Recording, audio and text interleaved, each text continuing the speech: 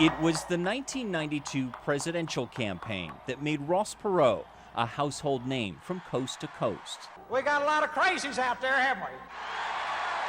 He ran as an independent against Republican incumbent George H.W. Bush and the Democratic governor of Arkansas, Bill Clinton. George Bush didn't win the Cold War.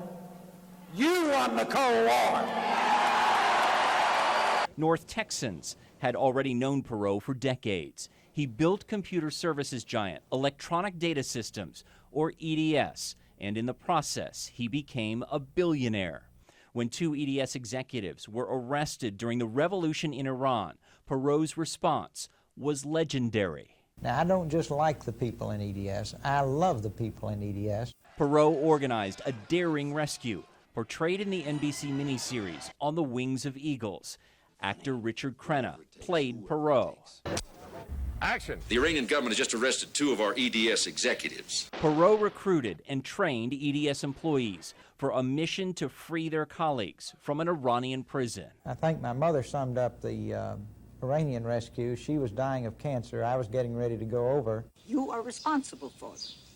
It's up to you to get them out. Perot and his team did just that. Everyone returned home safely. I think you would have to consider Ross Perot a real American hero.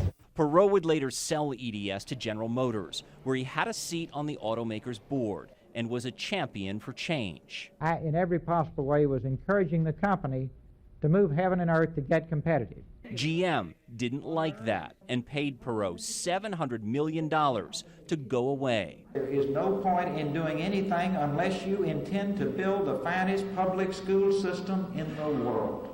Reform in pursuit of excellence was a theme throughout Perot's life. He was a staunch advocate for quality public education. Our challenge simply is this, is to organize grassroots Texas and to make sure that every single member of the legislature knows that the people of Texas want reform, want the finest school system in the nation, and are willing to pay the price for reform. Reform and prosperity were at the heart of Perot's 1992 presidential bid. You've turned politics upside down in 90 days. He fiercely opposed the NAFTA trade deal, warning of a giant sucking sound from jobs leaving the U.S. And he schooled America in economics using pie charts. We're in deep trouble here.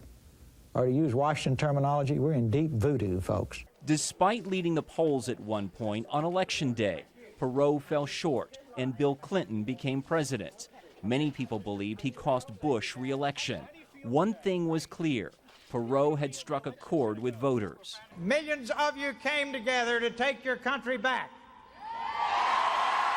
Perot's name will forever be known in North Texas. Perhaps the most visible tribute is the Perot Museum of Nature and Science.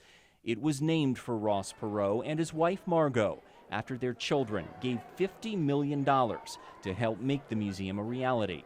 Perot leaves behind a large family which remains deeply rooted in the life of the community through business and philanthropy. A remarkable American success story with a distinctly Texas flair. To know me is to love me.